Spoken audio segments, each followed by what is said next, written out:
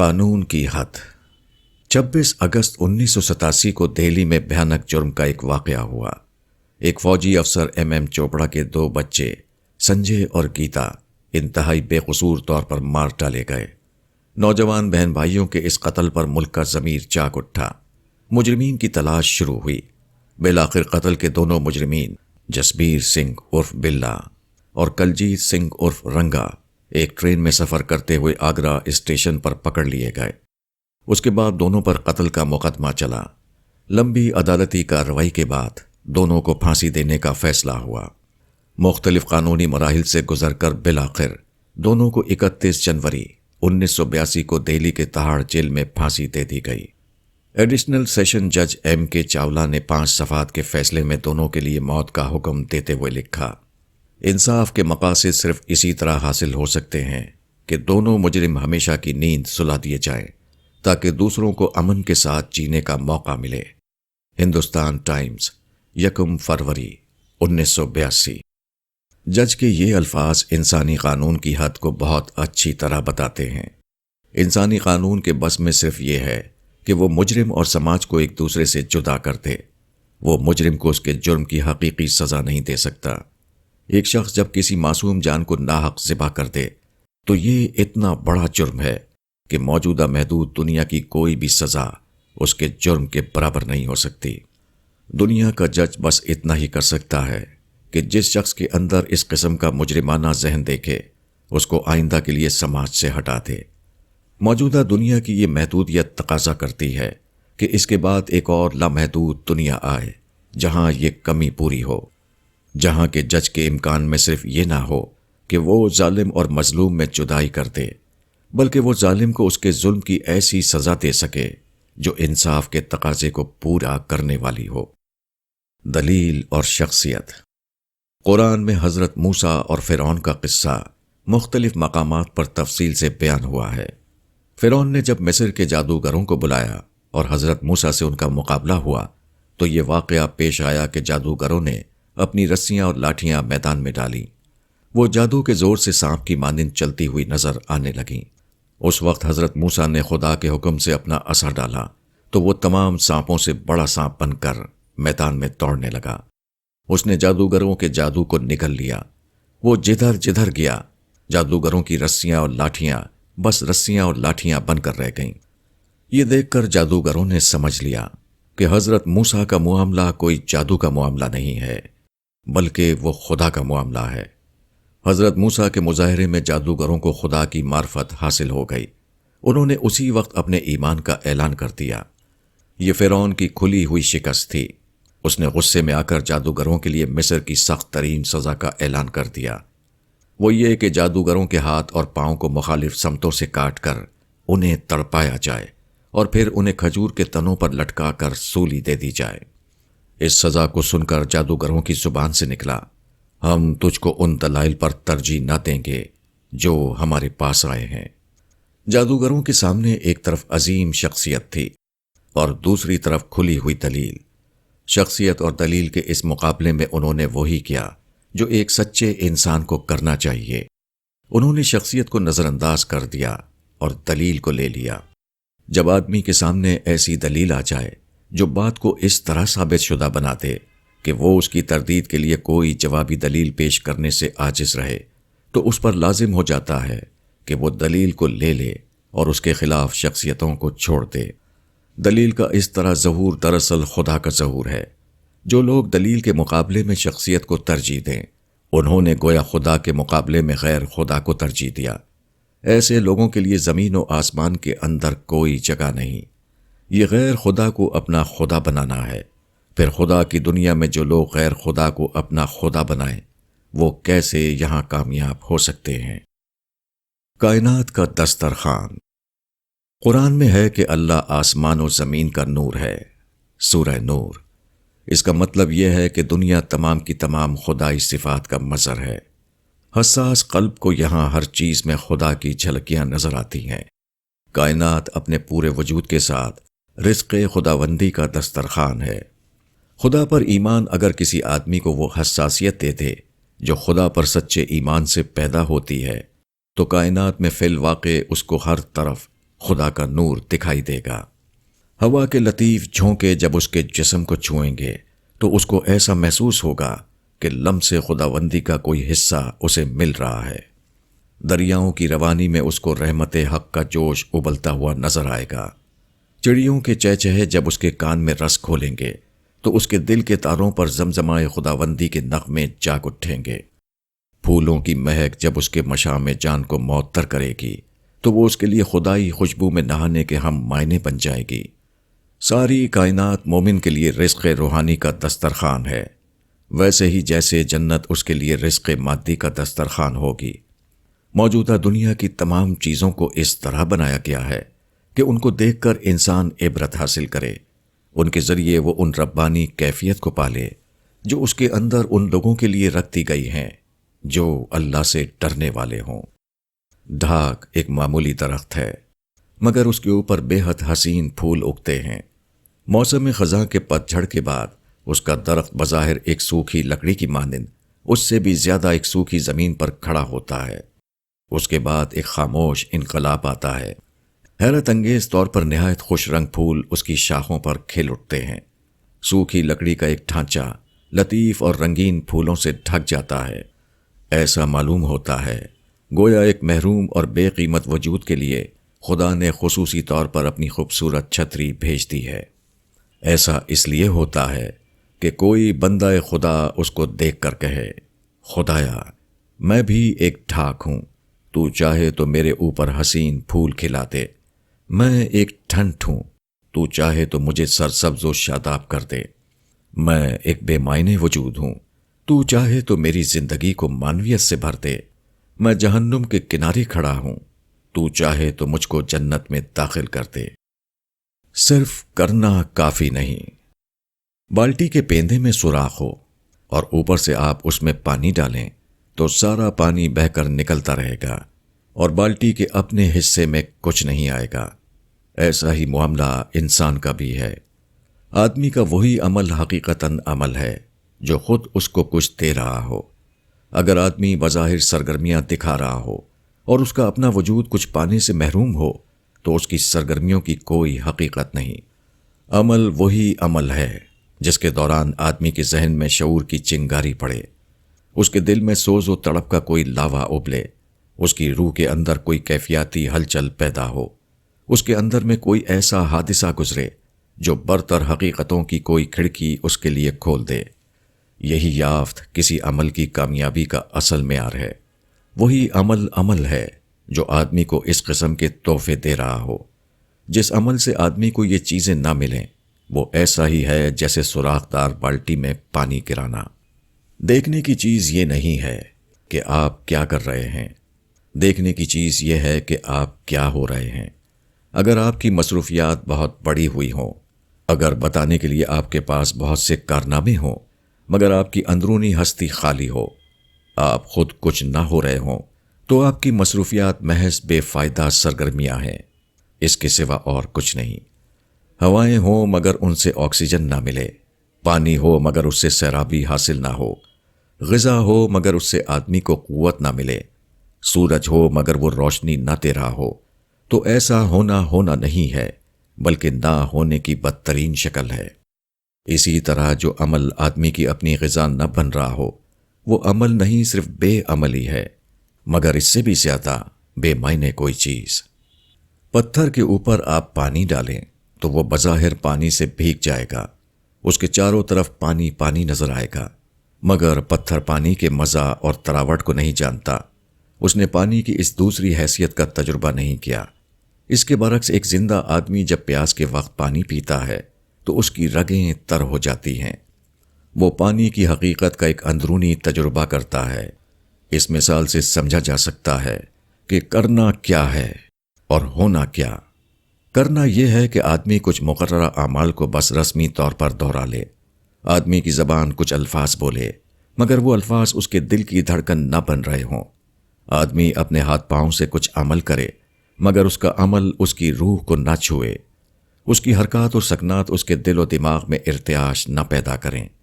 اس کے برعکس ہونا یہ ہے کہ آدمی کا عمل اس کے لیے روحانی تجربہ بن رہا ہو، اس کی اندرونی ہستی کو بار بار کیفی غذائیں مل رہی ہوں، اس کا جسمانی عمل اس کے غیر جسمانی وجود میں ہلچل پیدا کر رہا ہو۔ وہی کرنا ہے جس کے درمیان آدمی خود بھی کچھ ہو رہا ہو۔ جو کرنا ہونا نہ بنے، حقیقت کے اعتبار سے اس کی کوئی قیمت نہیں۔ وہ گویا ایک ایسا پتھر ہے جو بظاہر پانی سے بھیگ رہا ہے، مگر وہ پانی کا مزہ نہیں پاتا۔ الفاظ کم ہو جاتے ہیں۔ مسٹر لیزلی براؤن شمالی انگلستان کے ایک ٹرک ڈرائیور ہیں۔ وہ اولاد سے محروم تھے۔ ان کی بیوی کے جسمانی نظام میں بعض حیاتیاتی فرق کی وجہ سے دونوں کا مادہ حیات رحم مادر میں یکجا نہیں ہوتا تھا۔ وہ اولاد کی طرف سے مایوس ہو چکے تھے کہ عین وقت پر سائنس نے ان کی مدد کی۔ لندن کے ڈاکٹر پیٹرک اسٹیپٹو جو برسا برس سے اس میدان میں تجربہ کر رہے تھے، انہوں نے اپنی لیبارٹری میں لیزلی براؤن کا مادہ تولید یعنی اسپرم نکالا اور مسز براؤن کے جسم سے ایک بیضہ لیا۔ دونوں کو انہوں نے ایک خصوصی قسم کی ٹیسٹ ٹیوب میں رکھا۔ قدرتی قانون کے تحت وہ دونوں مل کر زرخیز ہو گئے۔ 4 روز کے بعد ڈاکٹر نے اس کو مصنوعی طور پر رحم مادر میں پہنچا دیا۔ اب رحم مادر میں اس بچے کی پرورش ہونے لگی۔ تجربہ کامیاب رہا۔ اگست 1987 میں تاریخ کا پہلا ٹیسٹ ٹیوب بیبی وجود میں آ گیا۔ اس پورے عمل کی تصویر لی جاتی رہی اور پیدائش کے بعد اس کو مکمل طور پر ٹیلی ویژن پر دکھایا گیا۔ ٹیوب بیبی یعنی لوئی براؤن کے باپ سے اس پورے واقعے پر تبصرہ کرنے کے لیے کہا گیا تو اس نے کہا بیوٹیفل یعنی بے حد حسین۔ اس ایک لفظ کے سوا وہ کچھ اور نہ کہہ سکا۔ غم کی گھٹنا خوشی سے زیادہ بڑی گھٹنا ہوتی ہے۔ انڈین نیوی کے ایک افسر کی اہلیہ مسز اوما چوپڑا کو 26 اگست 1978 کو جب معلوم ہوا کہ ان کے دونوں بچے گیتا اور سنجے کو نئی دہلی میں وحشیانہ طور پر کسی نے قتل کر دیا ہے، تو اس کے بعد ان کا یہ حال ہوا کہ 7 گھنٹے تک وہ ایک لفظ نہ بول سکیں۔ حقیقت یہ ہے کہ تاثر جتنا شدید ہو، الفاظ اتنا ہی کم ہو جاتے ہیں۔ بے حد خوشی ہو تب بھی آدمی زیادہ بول نہیں پاتا، اور بے حد غم ہو تب بھی زیادہ بولنا آدمی کے لیے ممکن نہیں رہتا۔ جو لوگ دین و ملت کے غم میں ہر روز الفاظ کے دریا بہاتے رہتے ہیں، وہ صرف اس بات کا ثبوت دے رہے ہیں کہ دین و ملت کے غم میں وہ سب سے پیچھے ہیں۔ جو شخص درد و غم میں مبتلا ہو، اس کو تو چپ لگ جاتی ہے، نہ یہ کہ وہ لفظی اکھاڑوں میں لسانی پہلوانی کے کرتب دکھانے لگے۔ حقیقت یہ ہے کہ لوگوں نے خدا کو نہ اس کے منعم کے روپ میں پایا ہے اور نہ منتقم کے روپ میں۔ اگر وہ دونوں میں سے کسی روپ میں بھی خدا کو پا لیتے تو یہ صورت باقی نہ رہتی کہ ہر آدمی ایسے الفاظ کا بھنڈار بنا ہوا ہے جو کسی طرح ختم ہونے میں نہیں آتے۔ امتحان۔ حضرت ابراہیم کو خواب میں دکھایا گیا کہ آپ اپنے بیٹے کو ذبح کر رہے ہیں۔ حضرت ابراہیم کے خواب کے مطابق بیٹے کو ذبح کرنے کے لیے تیار ہو گئے، مگر جیسے ہی آپ نے بیٹے کے گلے پر چھری رکھی، آواز آئی کہ بس، تم نے خواب کو پورا کر دکھایا۔ اس کے بعد آپ کو خصوصی طور پر ایک مینڈھا فراہم کیا گیا اور آپ نے بیٹے کے بدلے اسی مینڈھے کو ذبح کیا۔ یہ واقعہ بتاتا ہے کہ اکثر ایسا ہوتا ہے کہ قربانی مانگی جاتی ہے مگر قربانی نہیں لی جاتی۔ گلے پر چھری رکھی جاتی ہے مگر قبل اس کے کہ چھری آدمی کا گلا کاٹے، چھری کو گلے سے ہٹا دیا جاتا ہے۔ اس دنیا میں آدمی کا اصل امتحان نفسیاتی امتحان ہے، نہ کہ جسمانی امتحان۔ خدا انسان کی آمادگی کو دیکھتا ہے، نہ کہ کر ٹالنے کو۔ خدا کبھی کسی کو غیر ضروری مشقت میں نہیں ڈالتا، مگر مشقت سے نجات اسی کو ملتی ہے جو اپنے آپ کو مشقت کے حوالے کرنے کا واقعی ثبوت دے دے۔ جو لوگ قربانی کے راستے سے بھاگتے ہیں، وہ صرف اس بات کا ثبوت دے رہے ہیں کہ وہ خدائے رحمان و رحیم پر یقین نہیں رکھتے۔ خدا تمام مہربانوں سے زیادہ مہربان ہے۔ وہ اپنے بندوں پر اس سے زیادہ شفیق ہے جتنا کوئی باپ اپنے عزیز بیٹے کے لیے شفیق ہوتا ہے۔ ایسی حالت میں قربانی کے راستے سے بھاگنا خدا کے خلاف بے اعتمادی کا اظہار ہے، حالانکہ خدا جتنا لیتا ہے اس سے بہت زیادہ دیتا ہے۔ حضرت ابراہیم نے خدا کو صرف ایک بیٹا پیش کیا تھا اور خدا نے ان کو سارے عالم کی امامت دے دی۔ انسان کو چاہیے کہ وہ کسی تحفظ کے بغیر خدا کے راستے پر چل پڑے۔ وہ قربانی کے مواقع پر ہرگز اپنی طرف سے کوئی کمی نہ کرے۔ اسی کے ساتھ وہ یقین رکھے کہ شفیق باپ سے بھی زیادہ مہربان اور طاقتور خدا ہر آن اس کو دیکھ رہا ہے۔ خدا آدمی کا امتحان ضرور لیتا ہے، مگر قبل اس کے کہ آدمی ہلاکت میں پڑے وہ ہاتھ بڑھا کر اسے اٹھا لیتا ہے۔ کیسا عجیب ہے وہ بیٹا جو باپ کی پکار پر یقین نہ کرے، کیسا عجیب ہے وہ بندہ جو خدا کے بارے میں اپنا اعتماد کھو دے۔ کوئی فرق نہیں۔ ایک آدمی ایک درخت کے نیچے آرام کر رہا تھا۔ اس کا ایک دوست ادھر سے گزرا۔ اس نے پکار کر کہا، میرے بھائی تم کیوں نہیں جاتے کہ کچھ لکڑیاں کاٹ کر لاؤ؟ کس لیے؟ سوئے ہوئے آدمی نے پوچھا۔ تاکہ تم ان لکڑیوں کو بیچ کر پیسہ حاصل کرو اور اپنے لیے ایک گدھا خریدو اور پھر لکڑی کو گدھے پر لاد کر گھر گھر بیچو۔ اس طرح ایک وقت آئے گا کہ تم اور نفع کما کر ایک ٹرک خرید لو گے، پھر تم اور ترقی کرو گے، تمہارے یہاں آرا کی مشین اور بہت سے ٹرک ہو جائیں گے۔ یہ سب کس لیے؟ سونے والے نے دوبارہ پوچھا۔ تم لکھپتی ہو جاؤ گے اور آرام سے رہو گے۔ پھر تمہارا کیا خیال ہے اب میں کیا کر رہا ہوں؟ یہ ایک واقعہ ہے کہ جو آرام ایک آدمی کوٹھی بنا کر حاصل کرنا چاہتا ہے، وہی آرام ایک آدمی درخت کے سائے میں بھی حاصل کر رہا ہے۔ دیکھنے والوں کے نزدیک ضرور دونوں میں فرق ہے، مگر خود آرام کرنے والے کے لیے دونوں میں کوئی فرق نہیں، بلکہ درخت کے نیچے سونے والا جس سکون میں ہے وہ کوٹھی والے کو شاید میسر نہیں۔ ایک تاجر ایک بار مجھے اپنا نیا مکان دکھانے کے لیے لے گئے۔ کافی بڑا 2 منزلہ مکان تھا۔ گھر کے ہر چھوٹے بڑے کے لیے الگ الگ کمرے اور اس کے ساتھ تمام ضروری سہولتیں مہیا تھیں۔ سارے گھر میں قیمتی قالین بچھے ہوئے، تمام دروازے اور کھڑکیاں خوبصورت پردوں سے ڈھکی ہوئی، ہر کمرے میں اعلیٰ درجے کا فرنیچر۔ ایسا معلوم ہوتا تھا گویا پورا گھر جدید سامانوں کی ایک نمائش گاہ ہے، مگر مجھے ایسا محسوس ہوا جیسے میں ایک خوبصورت قید خانے میں بند کر دیا گیا ہوں۔ یہ مکان ایک کھلی جگہ پر تھا، مگر وہ قدرت کی ہر چیز سے خالی اور قسم قسم کی مصنوعی چیزوں سے بھرا ہوا تھا۔ ہر طرف بجلی کی روشنی کا اعلیٰ انتظام تھا، مگر سورج کی روشنی کو اجازت نہ تھی کہ وہ بند مکان میں داخل ہو۔ ہر کمرے میں ایئر کنڈیشنر لگا ہوا تھا، مگر قدرتی ہوا کا کہیں گزر نہ تھا۔ انسانی آرٹ کے نمونے دیوار پر تھے، مگر قدرت کے آرٹ کو دیکھنے کے لیے وہاں کوئی کھڑکی کھلی ہوئی نہ تھی۔ کمرے میں میوزک کا انتظام تھا، مگر باہر کے درخت پر چہچہانے والی چڑیوں کی آواز سننے کے تمام راستے بند تھے۔ جدید تمدن نے انسان کو قدرت سے کتنا دور کر دیا ہے۔ 55 سال کے بعد طبیعہ کالج دہلی نے ایک بار رات کی کلاسیں شروع کی تھیں تاکہ ملازمت پیشہ لوگ اس میں داخلہ لے کر طبی کورس کریں اور اپنے خالی اوقات میں پریکٹس کر سکیں۔ انہی داخلہ لینے والوں میں سے ایک مسٹر رمیش دتا تھے۔ وہ اکاؤنٹ آفس میں کام کرتے تھے اور اسی کے ساتھ رات کی کلاس میں شریک ہو کر BIMS کا کورس کر رہے تھے۔ 1955 کا واقعہ ہے۔ ان کے استاد ڈاکٹر انوار احمد صاحب نے ایک بار ان سے پوچھا، دتا جی آپ تو ایک اچھی ملازمت میں ہیں، پھر آپ BIMS کا کورس کیوں کر رہے ہیں؟ انہوں نے جواب دیا، نوکری 55 سال کی ہے اور زندگی 100 سال کی، پھر نوکری سے ریٹائر ہونے کے بعد کیا کروں گا؟ کہنے والے نے زندگی کی جو تقسیم موجودہ دنیا کے اعتبار سے کی ہے، وہی تقسیم وسیع تر معنوں میں دنیا اور آخرت کے اعتبار سے ہے۔ دنیا میں انسان کی عمر کو اگر 55 سال سمجھیں اور آخرت کی طویل تر زندگی کو علامتی طور پر 100 سال سمجھیں تو معلوم ہوگا کہ ہر آدمی وسیع تر معنوں میں اسی سوال سے دوچار ہے۔ تاہم ہر آدمی کو صرف اپنے 55 سال کی فکر ہے، کسی کو اپنے 100 سال کے بارے میں کوئی پریشانی نہیں۔ دنیا کی 55 سالہ زندگی کے لیے ہر آدمی سرگرم ہے، ہر آدمی اپنی ساری طاقت خرچ کر کے اس کی تعمیر میں لگا ہوا ہے۔ اس معاملے میں ہر آدمی اتنا زیادہ سنجیدہ ہے کہ وہ فوراً اس کے نشیب و فراز کو سمجھ لیتا ہے۔ وہ اس کے کسی موقع کو کھونا کسی حال میں گوارا نہیں کرتا۔ دوسری طرف 100 سالہ زندگی جو موت کے بعد شروع ہوتی ہے، اس کی کسی کو پرواہ نہیں۔ اس معاملے میں آدمی نہ کچھ سوچنے کی ضرورت محسوس کرتا ہے اور نہ کچھ کرنے کی۔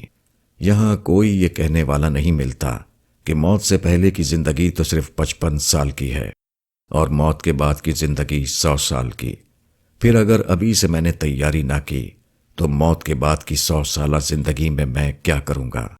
کیسا عجیب ہے وہ انسان جو تھوڑی زندگی کے لیے تو بہت زیادہ کر رہا ہے، مگر زیادہ زندگی کے لیے کچھ بھی کرنے کے لیے تیار نہیں۔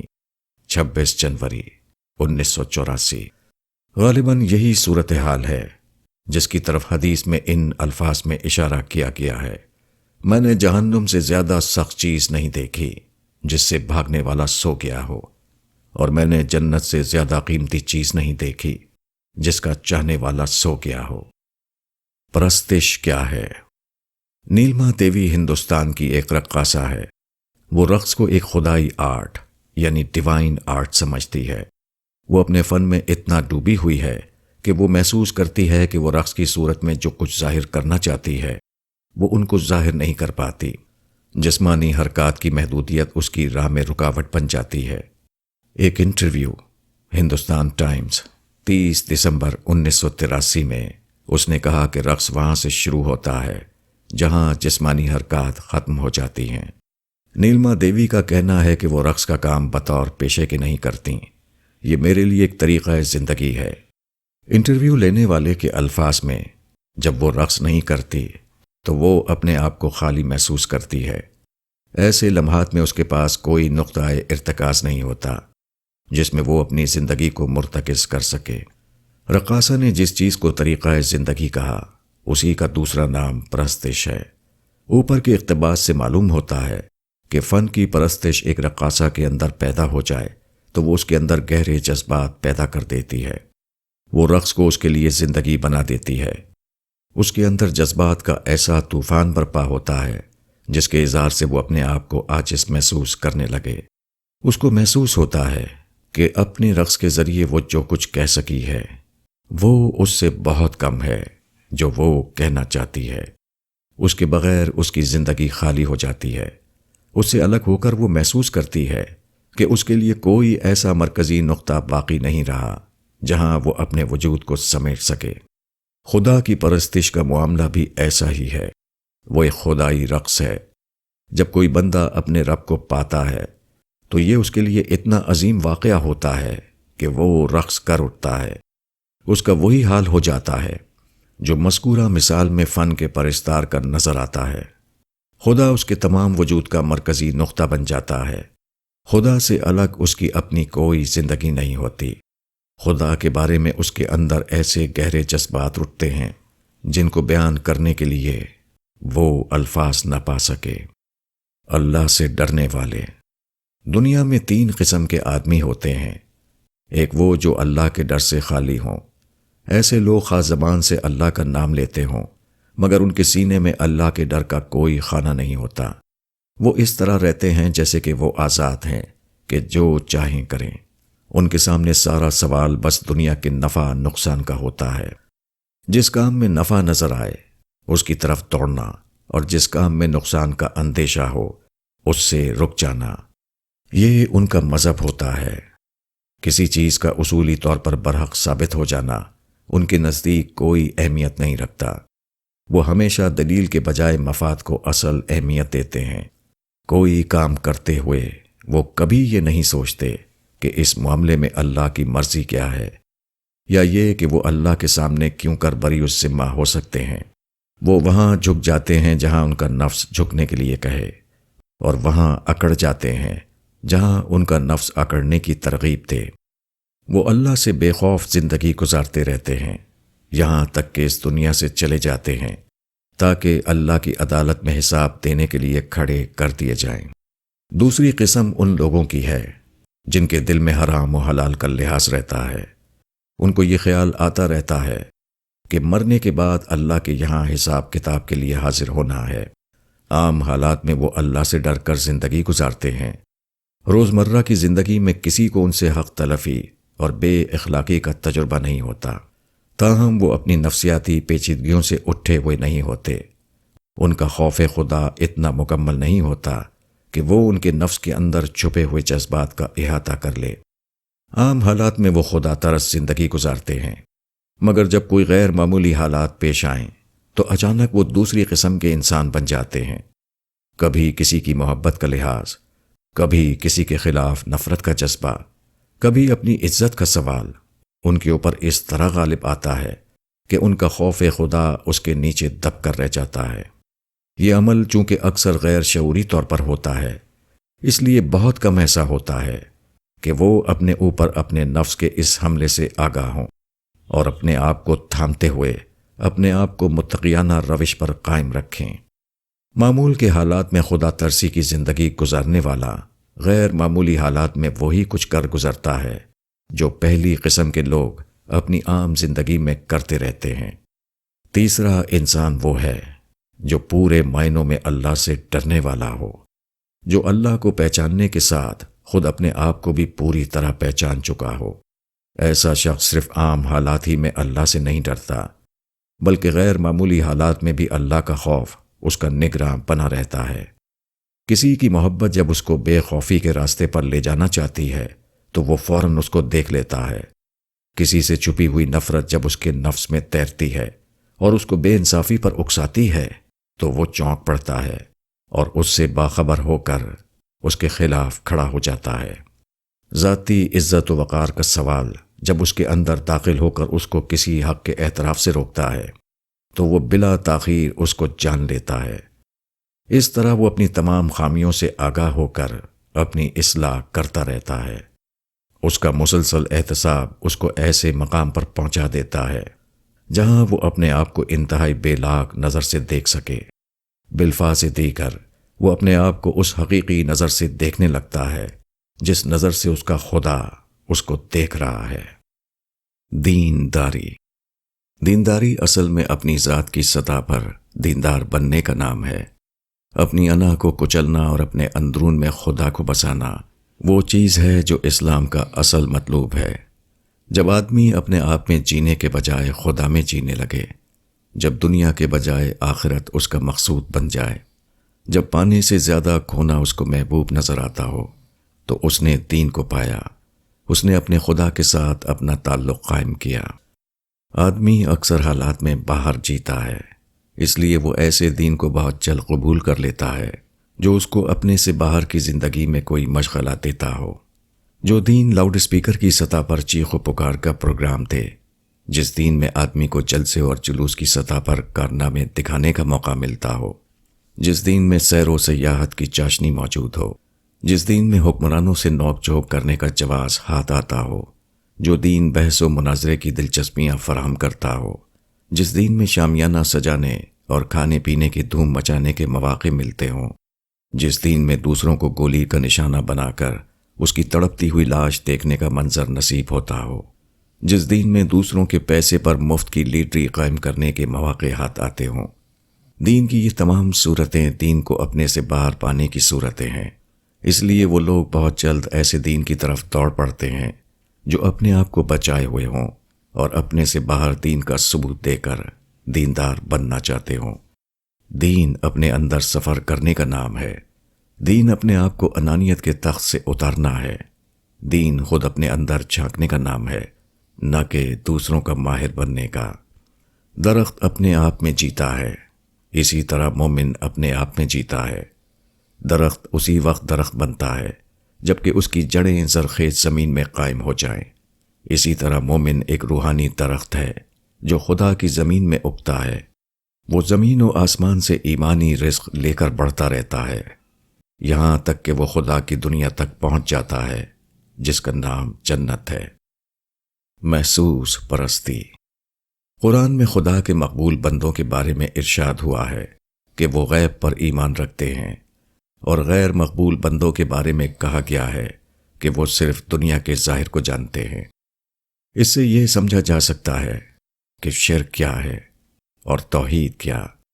اگر لفظ بدل کر کہیں تو یوں کہہ سکتے ہیں کہ شرک نام ہے حقائق کو محسوسات کی سطح پر پہچاننے کا، اور توحید نام ہے حقائق کو معنویت کی سطح پر پہچاننے کا۔ مشرک انسان صرف ان خداؤں کو جانتا ہے جو محسوس طور پر اس کو اپنی آنکھوں سے نظر آتے ہیں۔ اس کے برعکس موحد انسان اس خدا کو جان لیتا ہے جو صرف تصور کی آنکھ سے دیکھا جا سکتا ہے۔ موحد مومن بالغیب ہوتا ہے اور مشرک مومن بالشہود۔ غیر مومن دکھائی دینے والی چیزوں میں جیتا ہے اور مومن نہ دکھائی دینے والی چیزوں میں۔ غیر مومن کی یافت عضویاتی یافت ہوتی ہے اور مومن کی یافت ذہنی یافت۔ غیر مومن کی پہنچ صرف ان چیزوں تک ہوتی ہے جن کو دیکھ کر جانا جاتا ہے، اور مومن کی پہنچ ان چیزوں تک ہو جاتی ہے جن کو صرف سوچ کر جانا جا سکتا ہے۔ تاریخ کے ہر دور میں یہی انسان کی سب سے بڑی گمراہی رہی ہے۔ پیغمبر لوگوں کو خدا کی طرف بلاتے تھے، مگر خدا چونکہ دکھائی نہیں دیتا، اس لیے بہت کم لوگ ایسے نکلے جو خدا کی طرف متوجہ ہو سکیں۔ بیشتر لوگوں نے انہی محسوس چیزوں کو اپنا مرکز توجہ بنا لیا جن کو وہ اپنی آنکھوں سے دیکھ سکتے تھے۔ روشن ستاروں کی پرستش سے لے کر دریاؤں اور پہاڑوں کی پرستش تک ہر جگہ یہی ذہنیت کار فرما رہی ہے۔ پیغمبروں کی دعوت کو نہ ماننے کی سب سے بڑی وجہ ہر دور میں یہ تھی کہ ان کے مخاطبین صرف محسوس خداؤں سے آشنا تھے، اس لیے پیغمبروں کی زبان سے غیر محسوس خدا کی پکار کو سن کر وہ متاثر نہ ہو سکے۔ بزرگوں اور ممتاز شخصیتوں کی پرستش کی نفسیات بھی یہی ہے۔ خدا چونکہ آنکھوں سے دکھائی نہیں دیتا، اس لیے لوگ خدا کی عظمت کو پکڑ نہیں پاتے۔ بزرگ اور ممتاز شخصیتیں دکھائی دیتی ہیں، اس لیے لوگ ان کی عظمت کو پکڑ لیتے ہیں اور ان کی پرستش کرنے لگتے ہیں۔ بزرگ پرستی نام ہے محسوس پرستی کا، اگرچہ بہت کم لوگ ہیں جو اس حقیقت کو جانتے ہوں۔ محبت کا نذرانہ۔ آدمی اپنی فطرت اور اپنے حالات کے لحاظ سے ایک ایسی مخلوق ہے جو ہمیشہ خارجی سہارا چاہتا ہے، ایک ایسی ہستی جو اس کی کمیوں کی تلافی کرے اور جو اس کے لیے اعتماد و یقین کی بنیاد ہو۔ کسی کو اس حیثیت سے زندگی میں شامل کرنا اس کو اپنا معبود بنانا ہے۔ جب آدمی کسی ہستی کو اپنا معبود بناتا ہے تو اس کے بعد لازمی طور پر ایسا ہوتا ہے کہ آدمی کی محبت اور عقیدت کے جذبات اس کے لیے خاص ہو جاتے ہیں۔ آدمی عین اپنی فطرت کے لحاظ سے مجبور ہے کہ وہ کسی سے حب شدید کرے، اور جس سے کوئی شخص حب شدید کرے وہی اس کا معبود ہے۔ موجودہ دنیا میں چونکہ خدا نظر نہیں آتا، اس لیے ظاہر پرست انسان عام طور پر نظر آنے والی ہستیوں میں سے کسی ہستی کو وہ مقام دے دیتا ہے جو دراصل خدا کو دینا چاہیے۔ یہ ہستیاں اکثر وہ سردار یا پیشوا ہوتے ہیں جن کو آدمی بڑا سمجھ لیتا ہے، اور پھر وہ دھیرے دھیرے لوگوں کی توجہات کا مرکز بن جاتے ہیں۔ لوگ ان کے اس طرح گرویدہ ہو جاتے ہیں جیسا گرویدہ انہیں صرف خدا کا ہونا چاہیے۔ آدمی کی فطرت کا خلا جو حقیقتاً اس لیے تھا کہ اس کو خدا سے پر کیا جائے، وہاں وہ کسی غیر خدا کو بٹھا لیتا ہے۔ البقرہ آیت 165۔ مذہبی احساس جب اپنے اعلیٰ ترین اسٹیج کو پہنچتا ہے تو وہ محبت میں ڈھل جاتا ہے۔ خدا ہر قسم کی خوبیوں کا اعلیٰ ترین مجموعہ ہے۔ انسان جتنی بھی چیزوں کا مالک ہے وہ سب کی سب خدا کا عطیہ ہیں۔ کائنات کا گہرا مشاہدہ ایک ایسے خالق کا تعارف کراتا ہے جو حیرت ناک حد تک حسن و کمال کی خصوصیت رکھنے والا ہے۔ یہ ہے خدا، اور کوئی آدمی جب ایسے خدا کو پا لیتا ہے تو وہ بالکل فطری طور پر اس کی عقیدت و محبت میں سرشار ہو جاتا ہے۔ انسان کے پاس کسی کو دینے کے لیے جو سب سے بڑی چیز ہے وہ محبت ہے۔ ایسی حالت میں یہ ممکن نہیں کہ کوئی شخص خدا جیسی باکمال ہستی کو پائے اور اس کی خدمت میں محبت سے کم درجے کی کوئی چیز پیش کرے۔ محبت سے کم کوئی چیز نہ تو خدا قبول کرتا اور نہ کسی انسان کے لیے جائز ہے کہ وہ خدا کے حضور میں محبت سے کم کسی چیز کا نذرانہ پیش کرے۔ خدا کی نصرت۔ ابن حشام نے اپنی سیرت میں مکی دور کا یہ واقعہ نقل کیا ہے کہ قریش نے نضر بن حارث اور اقمہ بن امی معید کو مدینہ بھیجا۔ وہاں وہ یہود کے علماء سے ملے اور ان سے پوچھا کہ ہم کو محمد صلی اللہ علیہ وسلم کے بارے میں بتاؤ کہ ہم ان کو کیا سمجھیں۔ علماء یہود نے کہا کہ ان سے تم اصحاب کہف اور ذوالقرنین کا حال پوچھو، اگر وہ بتا دیں تو وہ نبی مرسل ہیں، اور اگر نہ بتا سکیں تو وہ مدخول ہیں۔ یہ لوگ مکہ واپس آئے اور رسول اللہ صلی اللہ علیہ وسلم سے کہا کہ آپ ان چیزوں کے بارے میں ہمیں بتائیں۔ آپ نے فرمایا کہ جو تم نے سوال کیا ہے اس کا جواب میں تم کو کل دوں گا۔ آپ نے یہ جملہ کہا مگر انشاءاللہ نہ فرمایا۔ آپ کو خیال تھا کہ کل کے دن جبرائیل آئیں گے تو میں ان سے پوچھ کر بتا دوں گا، مگر انشاءاللہ نہ کہنے کی وجہ سے اگلے دن وحی نہ آئی، یہاں تک کہ 15 دن تک وحی رکی رہی۔ وحی نہ آنے کی وجہ سے رسول اللہ صلی اللہ علیہ وسلم اگلے دن جواب نہ دے سکے۔ یہ مکے کے مشرکین کے لیے سنہرا موقع تھا۔ انہوں نے لوگوں سے کہنا شروع کیا کہ محمد نے وعدہ کیا تھا، مگر وہ اپنے وعدے کو پورا نہ کر سکے۔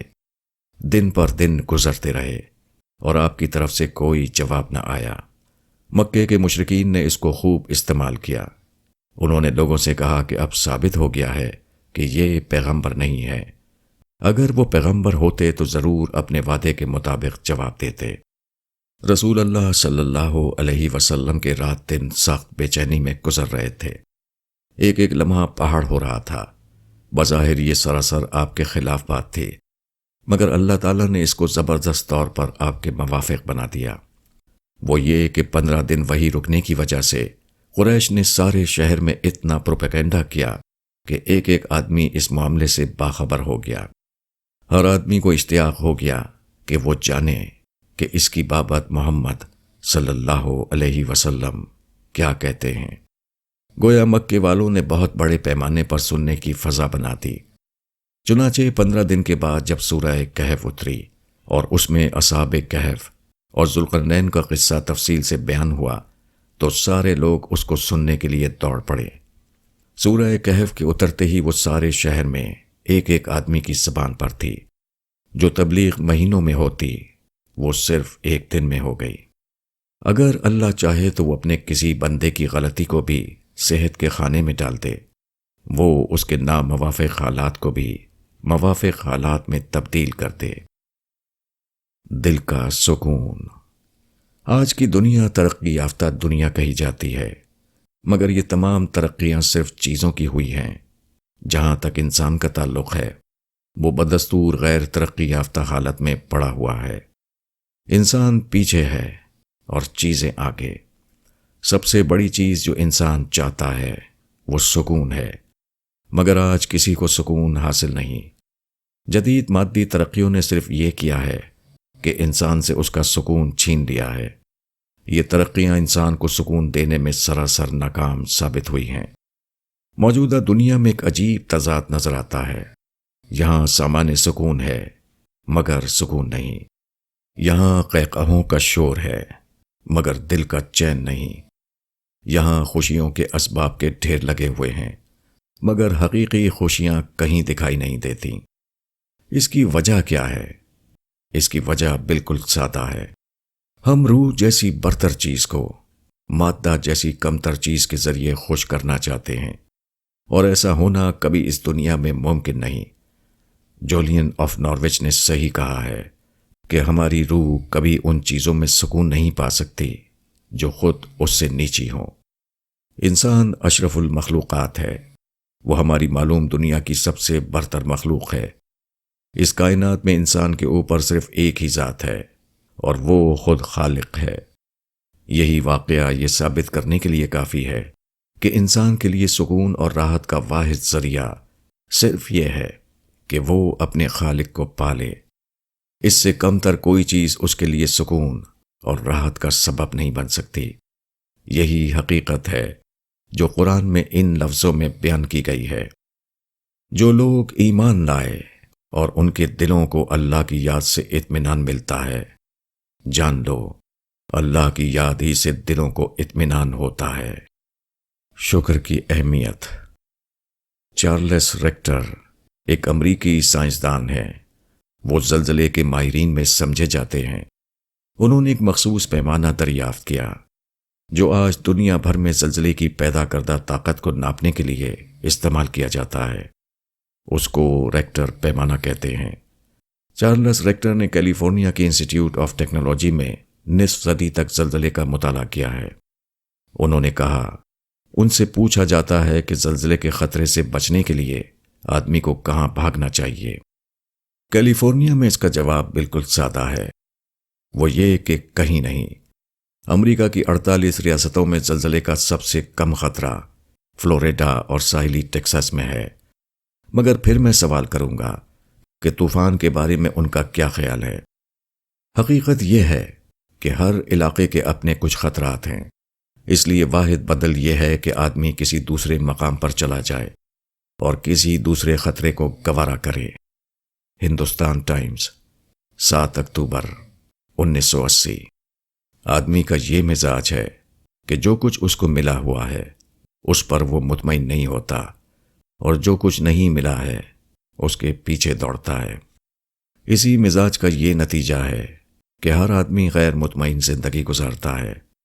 کوئی بظاہر خوش نصیب آدمی جس کو لوگ قابل رشک سمجھتے ہیں، وہ بھی اندر سے اتنا ہی غیر مطمئن ہوتا ہے جتنا وہ لوگ جو اس کو رشک کی نظروں سے دیکھ رہے ہیں۔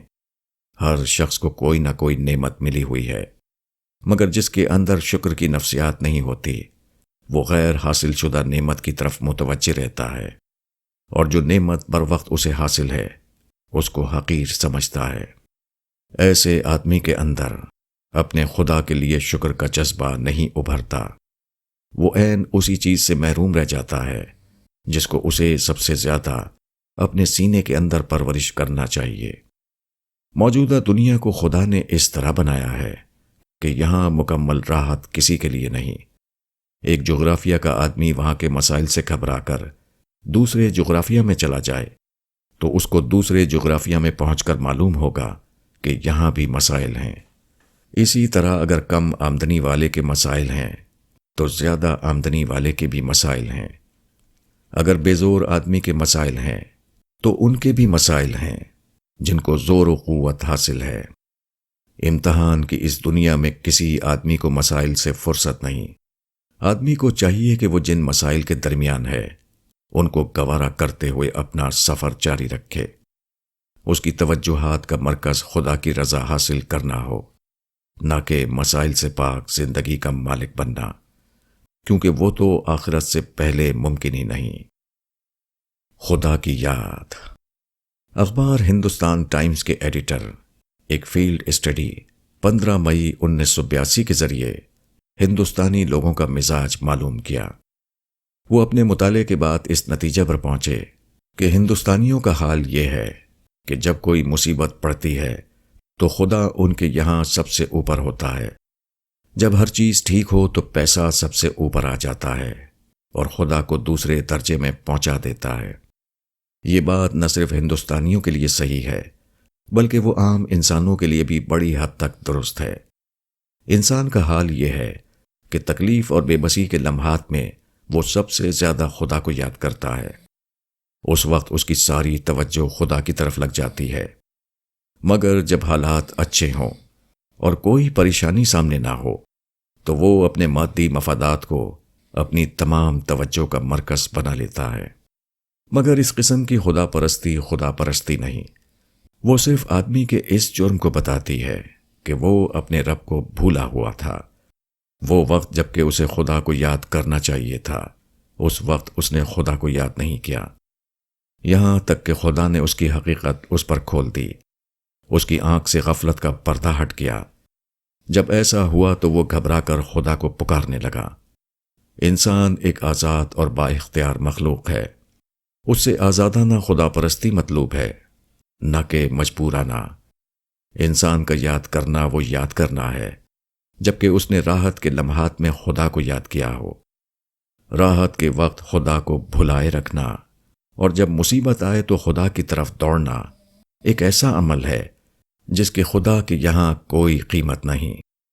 پھر یہ واقعہ بتاتا ہے کہ جو لوگ دولت کو سب سے بڑا درجہ دیے ہوئے ہیں وہ جھوٹے معبود کو اپنا معبود بنائے ہوئے ہیں۔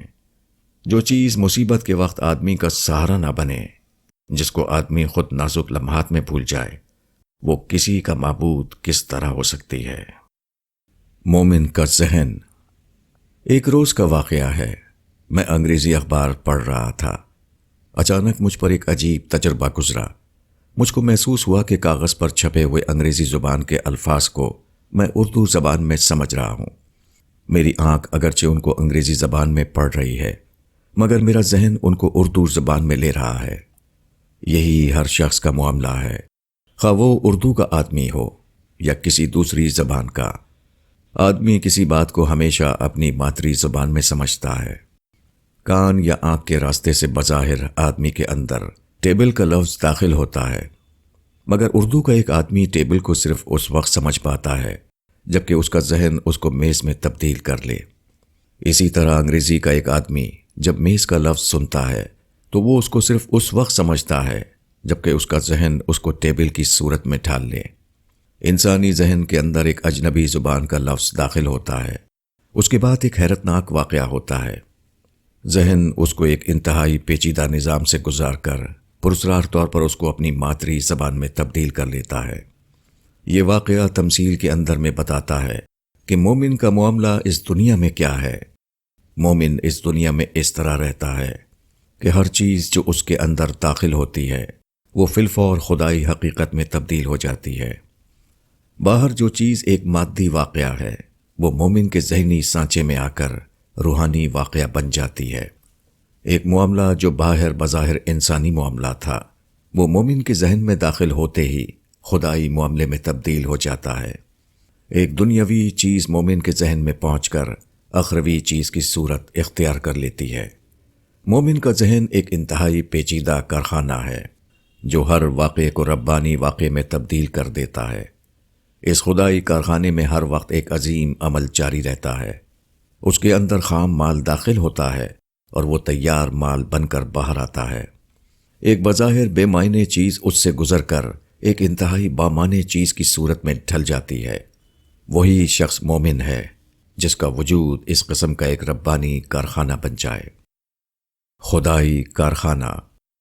سورج گویا قدرت کا ایک کارخانہ ہے جو مادے کو روشنی میں تبدیل کرتا ہے۔ گائے ایک زندہ کارخانہ ہے جس میں گھاس داخل ہوتی ہے اور گوشت اور دودھ میں تبدیل ہو جاتی ہے۔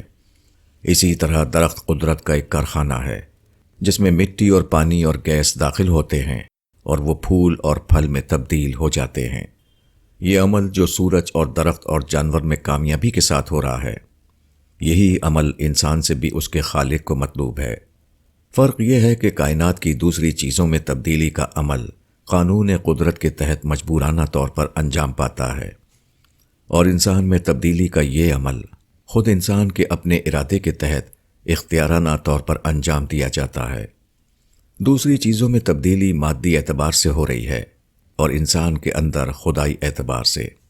انسان سے اس کے پیدا کرنے والے کو یہ مطلوب ہے کہ وہ خارجی دنیا کے مشاہدات کو دلائل خداوندی میں تبدیل کرے۔ جو چیز اس کے اندر صرف بطور معلومات داخل ہوئی تھی اس کو اپنے ذہن میں معرفت کی صورت دے سکے۔ اس کو جب دنیا میں کوئی کامیابی حاصل ہو تو اس کو وہ تمام تر خدا کے خانے میں ڈال دے۔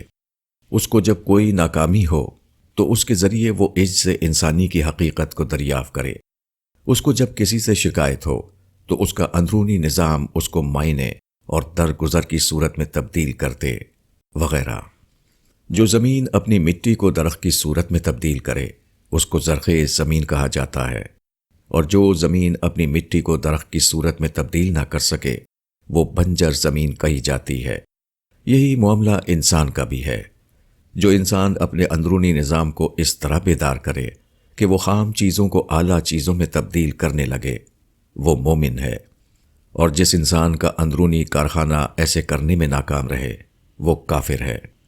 زرخیز زمین اور بنجر زمین میں جو فرق ہے وہی فرق مومن اور غیر مومن کے درمیان پایا جاتا ہے۔ زرخیز زمین کے حصے میں شادابی آتی ہے اور بنجر زمین صرف اجاڑ پڑی رہتی ہے۔ اسی طرح مومن انسان کے لیے خدا کے یہاں ہمیشہ کی جنت ہے اور غیر مومن انسان کے لیے خدا کے یہاں ہمیشہ کی جہنم۔ صبر کا بدلہ۔ قرآن میں صبر کی بے حد تاکید کی گئی ہے۔ ارشاد ہوا ہے کہ اگر کوئی شخص تمہارے اوپر زیادتی کرے اور تم صبر نہ کر سکو تو اس کے ساتھ تم اتنا ہی کر سکتے ہو جتنا اس نے تمہارے ساتھ کیا ہے، مگر یہ صرف رخصت کی بات ہے، ورنہ اعلیٰ درجہ تو یہ ہے کہ تم معاف کر دو اور انتقام کے بجائے اصلاح کا انداز اختیار کرو۔ اگر تم ایسا کرو گے تو تمہارا اجر اللہ کے ذمے ہو جائے گا اور تم کو کوئی نقصان نہ ہوگا۔ الشورى آیت 40۔ دنیا کی زندگی میں بار بار ایسا ہوتا ہے کہ ایک شخص کو دوسرے شخص سے تکلیف پہنچتی ہے۔ کبھی ایک آدمی دوسرے کو ایک قول دیتا ہے مگر بات کو وہ اسے پورا نہیں کرتا۔ کبھی کوئی شخص اپنے آپ کو مضبوط پوزیشن میں پا کر کمزور فریق کے ساتھ ناانصافی کرتا ہے۔ کبھی کوئی شکایت پیش آنے کی بنا پر ایک شخص دوسرے شخص کو مٹانے اور برباد کرنے پر تل جاتا ہے۔ کبھی کوئی شخص موقع سے فائدہ اٹھاتا ہے اور اپنے ساتھی کو اس کا ایک جائز حق دینے پر تیار نہیں ہوتا۔ کبھی کسی کی ترقی دیکھ کر آدمی کے اندر حسد پیدا ہوتا ہے اور وہ ناحق اپنے بھائی کی بربادی کے درپے ہو جاتا ہے۔ اب اکثر ایسا ہوتا ہے کہ جو شخص مظلوم ہے اس کے دل میں ظالم کے خلاف آگ بھڑک اٹھتی ہے۔ وہ اس کی زیادتیوں کو بھولنے اور اس کو معاف کرنے پر آمادہ نہیں ہوتا۔ اس میں شک نہیں کہ ایسے مواقعوں پر دل کے زخم کو بھلا دینا انتہائی مشکل کام ہے، لیکن اگر آدمی ایسا کرے کہ معاملے کو اللہ کے اوپر ڈال دے، وہ اللہ کی خاطر اس کو برداشت کر لے، تو اس کا یہ عمل کبھی رائگاں نہیں جائے گا۔ جو چیز وہ انسانوں سے نہ پا سکا اس کو وہ خدا سے پا کر رہے گا۔ ایک شخص جب کسی کو ایک قول دیتا ہے تو گویا وہ اس کو ایک بینک چیک دے رہا ہے جو عمل کے وقت کیش کیا جا سکے، مگر جب عمل کے وقت وہ اپنے قول سے پھر جاتا ہے تو گویا اس نے کاغذی چیک تو لکھ دیا، مگر جب کھاتے سے اس کی رقم لینے کا وقت آیا تو اس نے ادائیگی سے انکار کر دیا۔ ایسا تجربہ کسی انسان کے لیے تلخ ترین تجربہ ہے، لیکن اگر وہ صبر کر لے تو خدا کا وعدہ ہے کہ وہ اپنی طرف سے اس کا بدلہ دے گا۔ جو چیک انسانی بینک میں کیش نہ ہو سکا وہ خدائی بینک میں کیش ہوگا، خواہ دنیا میں ہو یا آخرت میں۔ جنت والے۔ قرآن میں بتایا گیا ہے کہ اہل ایمان کو جس جنت میں داخل کیا جائے گا اس کی معرفت انہیں اسی دنیا میں کرائی جا چکی ہوگی۔ دوسری جگہ ارشاد ہوا ہے کہ جنت کا رزق اس رزق کے مشابہ ہوگا جس کی توفیق انہیں دنیا کی زندگی میں ملی تھی۔ حدیث میں کہا گیا ہے کہ جنت دوزخ دراصل انسان ہی کے اعمال ہیں جو آدمی کی طرف لوٹائے جاتے ہیں۔ اس سے معلوم ہوتا ہے کہ جنت میں داخلے کا آغاز اسی دنیا سے ہو جاتا ہے۔ جتنی انسان اپنی جنت کو اسی دنیا میں پا لیتا ہے، گویا کہ جنت کا ایک مسئلہ اسی دنیا میں ہے، اور آخرت کی جنت میں وہی شخص جائے گا جس نے دنیا میں جنت کے اس مسئلے کو پا لیا ہو۔ جنت کا یہ دنیاوی مسنوع گویا نقد انعام ہے جو اصل انعام سے پہلے اس کی ایک ابتدائی علامت کے طور پر دے دیا جاتا ہے۔ یہ جنتی کون ہے؟ یہ وہ شخص ہے جس نے دنیا میں ان کیفیات کا تجربہ کیا ہو جو آخرت میں اس کو جنت کا مستحق بنانے والی ہیں، جس کے رونگٹے کھڑے ہو کر اس کو خدائی محاسبے کا احساس دلا چکے ہوں، جس کے قلب پر ٹکڑے کر دینے والی تجلیات کے نزول نے اس کو قربت خداوندی سے آشنا کیا ہو، جس نے بغض، انتقام کے جذبات کو اپنے اندر کچل کر افوہ خداوندی کا مشاہدہ کیا ہو، جس نے اپنے ندامت کے آنسوؤں میں وہ منظر دیکھا ہو جو کہ ایک مہربان آقا اپنے خادم کے اعتراف قصور پر اس سے درگزر فرماتا ہے، جس پر یہ لمحہ گزرا ہو کہ ایک شخص پر قابو پانے کے باوجود وہ اس کو اس لیے چھوڑ دے کہ اس کا خدا بھی اس دن اسے چھوڑ دے، جبکہ وہ اس سے زیادہ عشق کی حالت میں ہوگا، جو ایک امر حق کے آگے اس طرح گر پڑے جیسے لوگ آخرت میں خدا کو دیکھ کر ڈھہ پڑیں گے۔ حقیقت یہ ہے کہ مومن جنت کا ایک پھول ہے، وہ موجودہ دنیا میں آنے والی دنیا کا ایک ابتدائی شگوفہ ہے۔ مومن پر وہ سارے تجربات اسی دنیا میں گزر جاتے ہیں جو دوسروں پر موت کے بعد گزرنے والے ہیں۔ آدمی کی زندگی میں مختلف قسم کے جو حالات پیش آتے ہیں، انہی میں ہر آدمی کی جنت اور جہنم چھپی ہوئی ہوتی ہے۔ ان حالات میں شیطانی رد عمل پیش کر کے کوئی شخص جہنم کا مستحق ہو جاتا ہے اور ملکوتی رد عمل پیش کر کے کوئی شخص جنت کا۔ اپنا احتساب۔ کھیت میں جب فصل بوئی جاتی ہے تو فصل کے ساتھ طرح طرح کے گھاس پھوس بھی اگتے ہیں۔ گیہوں کے ہر پودے کے ساتھ ایک خضر گھاس بھی نکلتی ہے، اور سرسوں کے ہر درخت کے ساتھ ایک نکما پودا بھی بڑھنا شروع ہوتا ہے۔ یہ اپنے آپ نکلنے والے گھاس پھوس فصل کو بہت نقصان پہنچاتے ہیں۔ وہ کھیت کے پانی اور کھاد میں حصے دار بن جاتے ہیں۔ وہ اصلی فصل کو بھرپور طور پر بڑھنے نہیں دیتے۔ کسان اگر ان خضر پودوں کو بڑھنے کے لیے چھوڑ دے تو وہ ساری فصل کو خراب کر دیں۔ کھیت میں دانے ڈال کر کسان نے جو امیدیں قائم کی ہیں وہ کبھی پوری نہ ہوں۔ اس لیے کسان یہ کرتا ہے کہ وہ کھیت میں نلائی یعنی ویڈنگ کا عمل کرتا ہے۔ وہ ایک ایک خودرو پودے کو نکالتا ہے تاکہ کھیت کو ان سے صاف کر دے اور فصل کو بڑھنے کا پورا موقع ملے۔ ہر کسان جانتا ہے کہ کھیت میں دانہ ڈالنا ہی کافی نہیں، اس کے ساتھ یہ بھی ضروری ہے کہ فصل کے ساتھ اگنے والی دوسری گھاسوں کو چن چن کر نکال دیا جائے، ورنہ کھیت سے مطلوبہ فصل حاصل نہیں ہو سکتی۔ یہ نلائی کا عمل جو کھیت میں کیا جاتا ہے، یہی انسانی زندگی میں بھی مطلوب ہے، اور اس کا دینی نام محاسبہ ہے۔ انسان کا معاملہ بھی یہی ہے کہ اس کو جب کوئی خوبی کی چیز حاصل ہوتی ہے تو اسی کے ساتھ ایک نکمی گھاس بھی اس کے اندر سے اگنا شروع ہوتی ہے۔ اس نکمی گھاس کو جاننا اور اس کو اپنے اندر سے نکال پھینکنا انتہائی ضروری ہے، ورنہ آدمی کا انجام وہی ہوگا جو بغیر نلائی کیے ہوئے کھیت کا۔ کسی کو اسباب و وسائل ہاتھ آ جائیں تو اس کے اندر بے جا خود اعتمادی کا جذبہ ابھرتا ہے، اقتدار مل جائے تو گھمنڈ پیدا ہوتا ہے، اسی طرح دولت کے ساتھ بخل، علم کے ساتھ فخر، مقبولیت کے ساتھ ریا اور سماجی عزت کے ساتھ نمائش کی نفسیات پیدا ہو جاتی ہیں۔ یہ تمام چیزیں گویا خودرو گھاس ہیں جو کسی آدمی کی خوبیوں کو کھا جانے والی ہیں۔ ہر آدمی کو چاہیے کہ وہ اس اعتبار سے اپنا نگراں بن جائے، اور جب بھی اپنے اندر کوئی نکمی گھاس اگتے ہوئے دیکھے تو اس کو اکھاڑ کر پھینک دے۔ جو شخص اپنے اوپر محاسبے کا عمل نہ کرے گا وہ یقینی طور پر اس دنیا میں برباد ہو جائے گا۔ وہ ایسا کھیت ہوگا جس کی فصل تباہ ہو گئی، وہ ایسا باغ ہوگا جس کی ساری بہار خزاں میں تبدیل ہو گئی۔ ثواب۔ جن لوگوں کو اللہ تعالیٰ نے پیسہ دیا ہے وہ عام طور پر ایسا کرتے ہیں کہ اپنے ملازموں اور ماتحت کارکنوں کو تو صرف واجبی تنخواہ یا اجرت دیتے ہیں، دوسری طرف کانفرنس یا ریلیف فنڈ یا مشہور اداروں کی بڑی بڑی رقمیں دے کر خوش ہوتے ہیں۔ اگر ان سے پوچھئے کہ آپ ایسا کیوں کرتے ہیں تو وہ کہیں گے کہ ملازم یا کارکن کو جو رقم دی جاتی ہے وہ تو ان کے کام کی اجرت ہوتی ہے، اس پر ہم کو ثواب نہیں ملے گا۔ انہوں نے ہماری خدمت کی اور ہم نے ان کو معاوضہ دے دیا، اس پر ثواب کیسا؟ یہ تو دونوں طرف سے معاملہ برابر ہو گیا۔ اس کے برعکس اداروں اور ملی کاموں میں جو رقم دی جاتی ہے ان کے متعلق یقینی ہے کہ ان پر ثواب ملے گا، مگر اس کی تہ میں اصل بات کچھ اور ہے، اور یہ جواب محض اصل بات پر پردہ ڈالنے کی ایک کوشش ہے۔ اصل یہ ہے کہ ہر آدمی کے دل میں یہ چھپی ہوئی خواہش موجود ہے کہ وہ جو کچھ دے اس کا معاوضہ اس کو اسی دنیا میں ملے۔ غریب آدمی یہ معاوضہ پیسے کی صورت میں چاہتا ہے، مگر جن لوگوں کے پاس کافی پیسہ آ جاتا ہے ان کو جس معاوضے کی تمنا ہوتی ہے وہ سماجی حیثیت یعنی سوشل اسٹیٹس ہے۔ یہی وہ چھپی ہوئی خواہش ہے جو اس قسم کے لوگوں کے انفاق کا رخ بڑی بڑی قابل ذکر مدوں کی طرف کر دیتی ہے۔ ظاہر ہے کہ غریب ملازم یا کارکن یہ معاوضہ دینے کی طاقت نہیں رکھتا، اس کے پاس نہ اخبار ہوتا ہے نہ اسٹیج، اس کے پاس نہ اونچی بلڈنگوں والے ادارے ہیں اور نہ استقبال کرنے والا حلقہ۔ مگر ایک شخص جب کسی مشہور ادارے یا کسی عظیم الشان ملی مہم میں رقم دیتا ہے تو اس کو امید رہتی ہے کہ اس کو شاندار معاوضہ ملے گا۔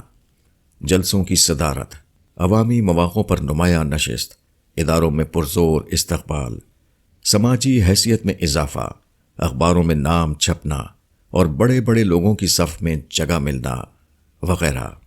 ثواب کا تعلق نیت سے ہے نہ کہ قابل ذکر مدوں سے۔ ثواب حقیقتاً اس عمل میں ہے جو صرف اللہ کی رضا کے لیے کیا گیا ہو۔ ثواب یہ ہے کہ اللہ کی خاطر ایسی مدوں میں دیا جائے جو لوگوں کو دکھائی نہیں دیتی، ان موقعوں پر خرچ کیا جائے جہاں ہر قسم کے دوسرے محرکات حذف ہو جاتے ہیں۔ جس انفاق کا فائدہ اسی دنیا میں وصول کر لیا گیا ہو اس کا فائدہ کسی کو آخرت میں ملے گا تو کیوں ملے گا؟ لوگ دکھائی دینے والے مقامات پر انفاق کر رہے ہیں، حالانکہ خدا ان کے انفاق کو قبول کرنے کے لیے اس مقام پر کھڑا ہوا ہے جو ظاہر پرست انسانوں کو دکھائی نہیں دیتا۔ نمائشی حق پرستی۔ کبھی ایسا ہوتا ہے کہ پتھر کے اوپر کچھ مٹی جم جاتی ہے، اس مٹی کے اوپر سبزہ اگاتا ہے، بظاہر دیکھنے میں ایسا معلوم ہوتا ہے جیسے وہ کوئی کھیت ہو، لیکن اگر زور کی بارش ہو جائے تو مٹی سمیت سارا سبزہ بہہ جاتا ہے اور اس کے بعد صرف پتھر کی صاف چٹان باقی رہ جاتی ہے جو ہر قسم کی ہریالی اور نباتات سے بالکل خالی ہوتی ہے۔ یہی معاملہ اکثر انسانوں کا ہے۔ وہ دیکھنے میں بظاہر بالکل ٹھیک معلوم ہوتے ہیں، ظاہری طور طریق میں بہت شاداب نظر آتے ہیں، مگر حالات کا ایک جھٹکا ان کی ساری شادابی اور ہریالی کو ختم کر دیتا ہے۔ اس کے بعد ان کی شخصیت ایک سوکھے پتھر کی مانند ہو کر رہ جاتی ہے۔ ایک شخص جو بات چیت میں شرافت اور معقولیت کی تصویر بنا ہوا تھا، وہ عملی تجربے کے وقت اچانک ایک نامعقول انسان بن جاتا ہے۔ ایک شخص جو انصاف اور انسانیت کے موضوع پر تقریر کر رہا تھا، وہ عمل کے موقع پر بے انصافی کا طریقہ اختیار کر لیتا ہے۔ ایک شخص جو مسجد کے رکوع اور سجدے میں تواضع کا مظاہرہ کر رہا تھا، وہ مسجد کے باہر انسانوں کے ساتھ معاملہ کرنے میں گھمنڈ اور خود پسندی کا مجسمہ بن جاتا ہے۔ ایک شخص جو دوسروں کو اعلیٰ ظرفی اور حقوق رسی کی تلقین کر رہا تھا، جب اس کا اپنا وقت آتا ہے تو وہ بغض، حسد اور ظلم کے راستے پر چلنے لگتا ہے۔ یہ دنیا امتحان کی دنیا ہے۔ یہاں ہر آدمی کی آزمائش ہو رہی ہے۔ یہ آزمائش معمول کے حالات میں نہیں ہوتی، بلکہ غیر معمولی حالات میں ہوتی ہے۔ مگر عجیب بات ہے کہ آدمی عین اس وقت ناکام ہو جاتا ہے جبکہ اس کو سب سے زیادہ کامیابی کا ثبوت دینا چاہیے۔ لوگ باتوں میں حق پرستی کا ثبوت دے رہے ہیں، حالانکہ حق پرستی وہ ہے جس کا ثبوت عمل سے دیا جائے۔ لوگ دوستی کے وقت خوش اخلاق بنے رہتے ہیں، حالانکہ خوش اخلاق وہ ہے جو بگاڑ کے وقت خوش اخلاق ثابت ہو۔ لوگ خدا کے سامنے تواضع کی رسم ادا کر کے مطمئن ہیں، حالانکہ کسی کا متواضع ہونا یہ ہے کہ وہ بندوں کے ساتھ معاملہ کرنے میں تواضع پر قائم رہے۔ چٹان کی مٹی پر کی جانے والی کھیتی نمائشی کھیتی ہے۔ ایسی کھیتی کسی کسان کے کچھ کام آنے والی نہیں۔ سیلاب کا ایک ہی ریلا اس کو جھوٹی کھیتی ثابت کر دیتا ہے۔ اسی طرح نمائشی حق پرستی بھی جھوٹی حق پرستی ہے، جس کو قیامت کا سیلاب اس طرح باطل ثابت کر دے گا کہ وہاں اس کے لیے کچھ نہ ہوگا جو اس کا سہارا بنے۔ زندہ قبرستان۔ میں ہسپتال کے اندر کھڑا تھا۔ میرے سامنے طرح طرح کے مریض تھے۔ ہر مریض درد و الم کی تصویر بنا ہوا تھا۔ کسی کے ہاتھ میں تکلیف تھی اور کسی کے پاؤں میں، کسی کے پیٹ میں درد ہو رہا تھا، کسی کی پیٹھ حادثے کا شکار ہو گئی تھی۔ ہسپتال کی دنیا کا ہر آدمی مصیبت زدہ تھا۔ یہاں کا ہر باشندہ انسانی عجز کا نمونہ پیش کر رہا تھا۔ میں نے سوچا، جسم کی کوئی ایک بات بگڑ جاتی ہے تو آدمی کا یہ حال ہو جاتا ہے، پھر اس وقت آدمی کا کیا حال ہوگا جبکہ اس کی ساری بات بگڑ جائے گی، جب انسان سے اس کی ہر وہ چیز چھن جائے گی جس کو وہ اپنی چیز سمجھ کر سرکشی کر رہا تھا۔ پہلے زمانے میں آدمی عبرت کے لیے قبرستان جاتا تھا، اب اس کو عبرت کے لیے ہسپتال جانا چاہیے۔ قبرستان میں مصیبت زدہ زمین کے نیچے ہوتا ہے اور ہسپتال میں مصیبت زدہ زمین کے اوپر دکھائی دیتا ہے۔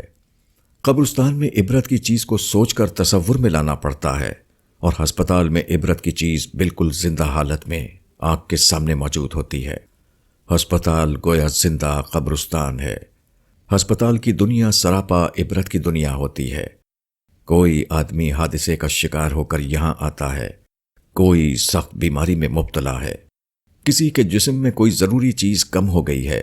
اس کا نتیجہ یہ ہے کہ کوئی شخص کرا رہا ہے، کوئی چیخ رہا ہے۔ غرض بے بسی و بیچارگی کے عبرتناک مناظر ہیں جو ہسپتال میں ہر طرف بکھرے ہوئے دکھائی دیتے ہیں۔ یہ مناظر اس لیے دکھائے جاتے ہیں کہ آدمی ان سے سبق لے، وہ دوسروں کی تکلیف میں اپنی تکلیف کا عکس دیکھے، وہ جزئی واقعے میں کلی حقیقت کا مشاہدہ کرے، وہ دنیا کے واقعے میں آخرت کے واقعات کا احساس کر لے۔ ایسے مناظر ہر آدمی کے سامنے آتے ہیں، مگر بہت کم لوگ ہیں جو ان سے سبق لیتے ہوں۔ اس کی وجہ یہ ہے کہ سبق لینے کے لیے غیر کی حالت کو اپنے اوپر طاری کرنا پڑتا ہے۔ جو کچھ ابھی پیش نہیں آیا، اس کا احساس اس طرح کرنا پڑتا ہے گویا کہ وہ پیش آ چکا ہے۔ یہ مستقل کو حال کے اندر دیکھنا ہے، اور کتنے لوگ ہیں جو مستقبل کو حال کے اندر دیکھنے والی نظر رکھتے ہوں۔ اسم اعظم کیا ہے؟ ایک بزرگ سے ان کے شاگردوں نے پوچھا کہ اللہ کا اسم اعظم کیا ہے؟ بزرگ نے فرمایا، جب آدمی کا پیٹ غذا سے خالی ہو اور اس کا دل کینہ سے خالی ہو تو وہ اللہ کے ناموں میں سے جس نام سے بھی اپنے رب کو پکارے گا وہی اسم اعظم ہوگا۔ تذکرۃ الاولیاء۔ گویا اسم اعظم کا تعلق اسم سے نہیں بلکہ کیفیت سے ہے۔ اسم اعظم وہ ہے جو اعلیٰ کیفیات کے ساتھ زبان سے نکلے۔ کیفیات کی عظمت کسی اسم کو اسم اعظم بناتی ہے، نہ کہ حرف تہجی کی عظمت۔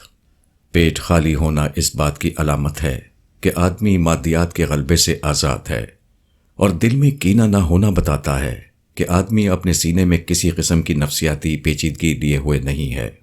جب کوئی آدمی اپنے آپ کو مادی رونقوں سے اور انسانی شکایتوں سے اوپر اٹھا لیتا ہے تو وہ خدا کے بہت قریب ہو جاتا ہے، اس کو خدا کے خصوصی فیضان میں سے حصہ ملنے لگتا ہے۔ ایسے وقت میں خدا کے صفاتی ناموں میں سے کوئی نام جب اس کی زبان پر آتا ہے تو وہ ربانی کیفیات میں نہایا ہوا ہوتا ہے۔ ان کیفیات کے ساتھ جو بہتر نام آدمی کی زبان سے نکلے وہی اس کے لیے اسم اعظم ہے۔ کچھ لوگ اسلام کے معاملے کو پاک کلمات کا ایک پراسرار معاملہ سمجھتے ہیں۔ ان کا خیال ہے کہ اسلام کے کچھ خاص عربی الفاظ ہیں جن میں طلسماتی اوصاف چھپے ہوئے ہیں۔ اگر کوئی شخص ان پاک الفاظ کو یاد کر لے اور زبان سے ان کو ادا کرے تو ان کو صرف ادائیگی سے کراماتی نتائج ظاہر ہونا شروع ہو جائیں گے۔ دنیا میں آل و اولاد میں برکت ہوگی اور آخرت میں جنتی محل بننے لگیں گے۔ ان کے نزدیک ان بابرکت کلمات میں سب سے زیادہ اونچا اسم اعظم ہے، مگر یہ محض بے بنیاد خیال ہے جس کا کوئی ثبوت کتاب و سنت میں موجود نہیں۔ اسم اعظم حقیقتاً حروف کے کسی مجموعے کا نام نہیں بلکہ کیفیات کے مجموعہ کا نام ہے۔ اللہ کو جب کوئی بندہ اس طرح یاد کرتا ہے کہ وہ ہر دوسری چیز سے اپنا رخ موڑ کر صرف اس کی طرف متوجہ ہو جاتا ہے، وہ اللہ میں اپنے آپ کو اس طرح شامل کرتا ہے کہ انسانوں کے لیے اس کے دل میں خیرخواہی کے سوا کوئی اور جذبہ باقی نہیں رہتا، تو اس وقت اس کی زبان سے اللہ کے لیے جو کلمات نکلتے ہیں اسی کا نام اسم اعظم ہے۔ اسی لیے قرآن میں کہا گیا ہے، کہو کہ تم اللہ کہہ کر پکارو یا رحمان کہہ کر پکارو، جس نام سے بھی پکارو گے تو اس کے سب نام اچھے ہیں۔ بنی اسرائیل۔ اللہ خالق بھی ہے اور مالک بھی، وہ رحیم بھی ہے اور اکبر بھی، وہ سب کچھ ہے۔ جس برتر نام سے بھی آدمی اس کو پکارے وہ اس کے لیے جائز ہوگا، البتہ پکارنے والے کی زبان سے نکلنے والا ایک لفظ کبھی اس کے لیے اسم اعظم بن جاتا ہے۔ یہ پکارنے والے کی کیفیت پر ہوتا ہے۔ اللہ کو اس کی صفتوں میں سے کسی صفت سے پکارنا کبھی سادہ اور عام حالت میں ہوتا ہے اور کبھی اس طرح ہوتا ہے کہ خدا کا نام لیتے ہوئے آدمی کی شخصیت پھٹ پڑتی ہے۔ خدا کا نام لینا اس کی روح میں برپا ہونے والے طوفان کی آواز ہوتا ہے۔ اس طرح دل کے بھونچال کے ساتھ خدا کا نام لینا عام حالات میں اس کا نام لینے سے بالکل مختلف ہوتا ہے۔ وہ اس کی زبان سے ادا ہونے والے اسم کو اسم اعظم بنا دیتا ہے۔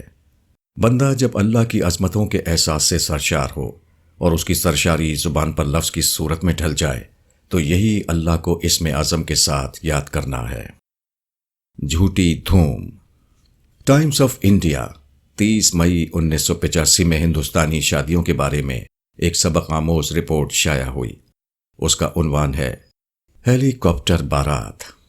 اس میں بتایا گیا ہے کہ سوائی مادھا پور کی مینا برادری میں خوشحالی کی علامت اب یہ بن گئی ہے کہ بارات دلہن کے گھر آئے تو ہیلی کاپٹر کے ذریعے آئے، خواہ دولہا کے گھر سے دلہن کے گھر تک کا فاصلہ 10 کلومیٹر ہی کیوں نہ ہو۔ اس سے پہلے شادیوں میں جہیز اور تلک کی دھوم تھی، اب اس سے آگے بڑھ کر بمبئی کی ایک فرم سے ہیلی کاپٹر کرائے پر حاصل کیے جا رہے ہیں۔ شادیوں میں ہیلی کاپٹر کا استعمال کیوں کیا جا رہا ہے، اس کا جواب اخباری رپورٹر نے ان الفاظ میں دیا ہے۔ دلہن کے والدین امید کرتے ہیں کہ بارات ان کے گاؤں میں دھوم دھام کے ساتھ آئے۔ انسان سمجھتا ہے کہ اس کی سواری کسی دولہا یا کسی دلہن کے گھر اترنے والی ہے، اس لیے وہ شان و شوکت کے ساتھ اپنی سواری لے جانے کا اہتمام کر رہا ہے۔ اگر انسان کو یہ معلوم ہو کہ اس کی سواری بالآخر جہاں پہنچنے والی ہے وہ مالک کائنات کی عدالت ہے تو انسان کی سوچ یکسر بدل جائے۔ اس کو معلوم ہو کہ شان والی شادی اور بے شان والی شادی میں کوئی فرق نہیں۔ کوئی شخص اپنی قتل گاہ کی طرف دھوم مچاتا ہوا نہیں جاتا، کوئی شخص ایک ایسی عدالت میں جشن کے ساتھ داخل نہیں ہوتا جہاں ایک با اختیار جج اس کے خلاف فیصلہ سنانے کے لیے بیٹھا ہوا ہو، مگر اپنی آخری منزل کے بارے میں ہر آدمی اسی نادانی میں مبتلا ہے۔ کامیاب انسان وہ ہے جس کی سواری خدا کے یہاں باعزت طور پر اتاری جائے، اور ناکام انسان وہ ہے جو خدا کے یہاں اس حال میں پہنچے کہ وہاں اس کی حیثیت ایک غیر مطلوب انسان کی ہو، وہاں نہ کوئی اس کا استقبال کرنے والا ہو اور نہ اس کی کوئی خبر گیری کرنے والا۔ لطیف تجربات۔ الاسمعی عبد المالک بن قریب کا بیان ہے کہ میں نے بصرہ میں دیکھا کہ 2 قبریں ہیں، ان کے درمیان ایک لڑکی بیٹھی ہوئی رو رہی ہے، غم کی وجہ سے اس کا برا حال ہو رہا ہے۔ میں قریب ہوا تو میں نے سنا کہ وہ ان الفاظ میں دعا کر رہی ہے: اے اللہ، تو ہی سب سے پہلے ہے اور تو ہی سب سے بعد ہے، تو ہر چیز کا پیدا کرنے والا ہے۔ اے میرے رب، تو نے ہی میرے ماں باپ کو مجھ سے پہلے پیدا کیا، اس کے بعد ان دونوں سے مجھ کو پیدا کیا۔ تو نے ان کے ساتھ مجھے سکون دیا جب تک تو نے چاہا، اور پھر جب چاہا تو ان کو مجھ سے جدا کر دیا۔ اے اللہ، ان دونوں پر رحم فرما اور ان کے بعد میری حفاظت فرما۔ اسمعی کا بیان ہے کہ اس لڑکی کے حسن کلام نے میری عقل کو مبہوت کر دیا۔ میں نے اس سے کہا: اے بیٹی، اپنے کلام کو پھر ایک بار دوہرا۔ یہ سن کر اس نے اپنا سر اٹھایا اور میری طرف دیکھ کر بولی: اے شیخ، خدا کی قسم میں تمہاری بیوی نہیں کہ تم مجھ سے اس قدر بے تکلف ہو، تم کو اپنے گھر والوں سے بے تکلف ہونا چاہیے۔ اسمعی کہتے ہیں، خدا کی قسم میں یہ سن کر شرما گیا اور وہاں سے بھاگ آیا۔ ایک معمولی لڑکی کے لیے یہ کیسے ممکن ہوا کہ وہ اتنے گہرے انداز میں دعا کرے؟ اس کی وجہ وہ حادثہ تھا جو اس پر گزرا۔ آدمی جب کسی جھٹکے سے دوچار ہوتا ہے تو اس کے اندر چھپے ہوئے لطیف جذبات جاگ اٹھتے ہیں، وہ ایسی باتیں پا لیتا ہے جو اس نے اس سے پہلے نہیں پائی تھی، وہ ایسے الفاظ بولنے لگتا ہے جو اس سے پہلے کبھی اس کی زبان پر نہیں آئے تھے۔ آدمی طبعی طور پر آسودگی کے حالات کو پسند کرتا ہے، مگر آسودگی کسی آدمی کو صرف اس قیمت پر ملتی ہے کہ وہ ان ربانی تجربات سے محروم رہ جائے جو اس کی فطرت کی گہرائیوں میں چھپے ہوئے تھے۔ دعا۔ میرے لیے ایک بائیسیکل خرید دیجیے۔ ایک غریب خاندان کے لڑکے نے اپنے باپ سے کہا۔ باپ کے لیے بائیسیکل خریدنا مشکل تھا، اس نے ٹال دیا۔ لڑکا بار بار کہتا رہا اور باپ بار بار منع کرتا رہا۔ آخرکار ایک روز باپ نے ڈانٹ کر کہا: میں نے کہہ دیا کہ میں بائیسیکل نہیں خریدوں گا، آئندہ مجھ سے اس قسم کی بات مت کرنا۔ یہ سن کر لڑکے کی آنکھوں میں آنسو آ گئے۔ وہ کچھ دیر تک چپ رہا، اس کے بعد روتے ہوئے بولا: آپ ہی تو ہمارے باپ ہیں، پھر آپ سے نہ کہیں تو اور کس سے کہیں؟ اس جملے نے باپ کو تڑپا دیا۔ اچانک اس کا انداز بدل گیا۔ اس نے کہا: اچھا بیٹے، اطمینان رکھو، میں تم کو ضرور بائیسیکل دوں گا۔ یہ کہتے ہوئے باپ کی آنکھوں میں بھی آنسو آ گئے۔ اگلے دن اس نے پیسے کا انتظام کر کے بیٹے کے لیے نئی بائیسیکل خرید دی۔ لڑکے نے بظاہر ایک لفظ کہا تھا، مگر یہ ایسا لفظ تھا جس کی قیمت اس کی اپنی زندگی تھی، جس میں اس کی پوری ہستی شامل ہو گئی تھی۔ اس لفظ کا مطلب یہ تھا کہ اس نے اپنے آپ کو ایک سرپرست کے آگے بالکل خالی کر دیا ہے۔ یہ لفظ بول کر اس نے اپنے آپ کو ایک ایسے نقطے پر کھڑا کر دیا جہاں اس کی درخواست اس کے سرپرست کے لیے بھی اتنا ہی بڑا مسئلہ بن گئی جتنا وہ خود اس کے اپنے لیے تھی۔ یہ انسانی واقعہ خدائی واقعے کی تمثیل ہے۔ اس سے معلوم ہوتا ہے کہ وہ کون سی دعا ہے جو لوٹائی نہیں جاتی۔ یہ وہ دعا ہے جس میں بندہ اپنی پوری ہستی کو انڈیل دیتا ہے۔ جب بندے کی آنکھ سے عجز کا وہ قطرہ ٹپک پڑتا ہے جس کا تحمل زمین و آسمان بھی نہ کر سکیں، جب بندہ اپنے آپ کو اپنے رب کے ساتھ اتنا زیادہ شامل کر دیتا ہے کہ بیٹا اور باپ دونوں ایک ترازو پر آ جاتے ہیں، یہ وہ لمحہ ہے جبکہ دعا محض زبان سے نکلا ہوا ایک لفظ نہیں ہوتی، بلکہ وہ ایک شخصیت کے پھٹنے کی آواز ہوتی ہے۔ اس وقت خدا کی رحمتیں اپنے بندے پر ٹوٹ پڑتی ہیں، بندگی اور خدائی دونوں ایک دوسرے سے راضی ہو جاتے ہیں۔ قادر مطلق عاجز مطلق کو اپنی آغوش میں لے لیتا ہے۔